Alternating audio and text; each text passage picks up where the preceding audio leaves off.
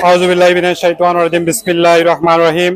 সমাজ পরিবর্তনের অঙ্গীকার এই প্রতিপাদ্যকে সামনে রেখে ফেনীর স্বেচ্ছাসেবী ও সামাজিক সংগঠন সরকার অনুমোদিত সানরাইজ যুব ওয়েলফেয়ার ফাউন্ডেশন কর্তৃক আয়োজিত দোয়া ও মুনাজাত অনুষ্ঠানে আগত অতিথিবৃন্দ সবাইকে আসসালামু আলাইকুম।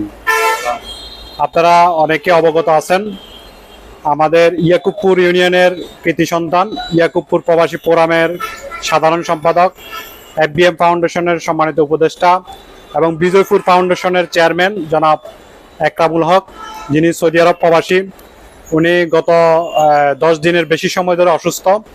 এর মাঝে তিনি প্রবাসে গিয়েছেন, সেখানে গুরুতর অসুস্থ অবস্থায় তিনি দেশে চলে এসেছেন। দেশে আসার পরে তিনি এখনও বর্তমানে চিকিৎসাধীন আছেন। আমরা ওনার জন্য আজকে দোয়া ও মুনাজাত করব।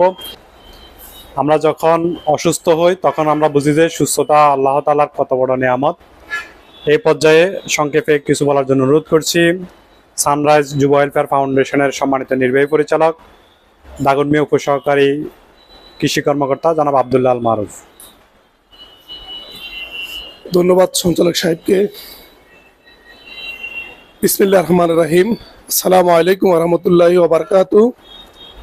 আজকে যাদেরকে নিয়ে আমাদের এই আয়োজন, প্রথমত হলো আমাদের ইয়াকুবপুর ইউনিয়নের কৃতি সন্তান সমাজসেবক, বিজয়পুর ফাউন্ডেশনের সম্মানিত চেয়ারম্যান এবং ইয়াকুবপুর প্রবাসী ফোরামের সম্মানিত সাধারণ সম্পাদক এবং হেডমাস্টার ফারুক ভুঁইয়া মেমোরিয়ালের সম্মানিত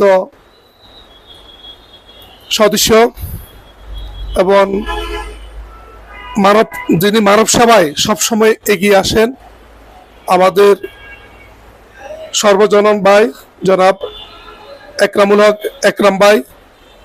আপনারা জানেন উনি অসুস্থ, হাসপাতালে আইসিইউতে ছিল, তবে কিছুটা মনে হতে পরিবর্তন হয়েছে। আমাদের উত্তর চন্ডীপুর মাস্টারপাড়া হোসেন আহমদ হাফিজিয়া নুরানি মাদ্রাসার উদ্যোগও আমাদের হুদন ভাই সহ আরো অনেকজনই ছিল। কোরআনে পাখিদেরকে নিয়ে ওনার জন্য দোয়া করা হয়েছে। পাশাপাশি আজকে সানরাইজ যুব ওয়েলফেয়ার ফাউন্ডেশন থেকেও ওনার জন্য দোয়ার আয়োজন করা হয়েছে। আসলে আমি আপনার টাকা দিয়ে সহযোগিতা করতে পারি, তবে সবচেয়ে সহযোগিতা হলো কারোর জন্য দোয়া করা।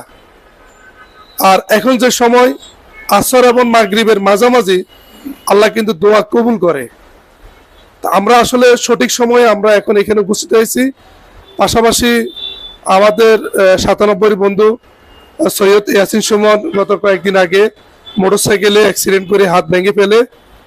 তারপরে আমাদেরই এক ভাই দুধমুখা বাজারে ব্যবসায়ী করত, আমাদের ক্লাসমেট ছিল, সফর আলী, গতকালকে ইন্তেকাল করেন। ইন্না লিল্লাহি ওয়া ইন্না ইলাইহি রাজিউন।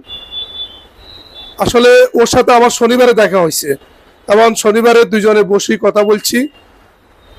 তো তাকে আমি বললাম যে ভাই একটু মাপসাপ করে দিস, যেহেতু একসাথে চলাফেরা করছি।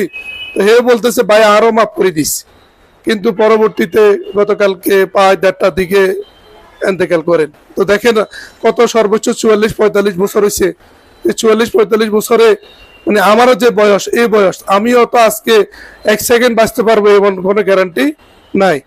পাশাপাশি আমাদের দাগনমিয়া ইউথ ডেভেলপমেন্ট সোসাইটি গোল্ডেন সদস্য, সুফিয়া এন্টারপ্রাইজের স্বত্ব অধিকারী তাজুল ইসলাম, সেও হজে যাবে। আমরা ওর জন্য দোয়া করব। আর হলো আমাদের এফএক্স টেলার্সের আমাদের মন্নান ভাইয়ের বাবাও গতকালকে মারা গেছে। আজকে সকাল 9টা ওনার জানাজা হয়েছে। ওভারঅল আমরা যারা এখানে উপস্থিত হয়েছি, আমাদের অনেকজনের বাবা নাই, অত মা নাই।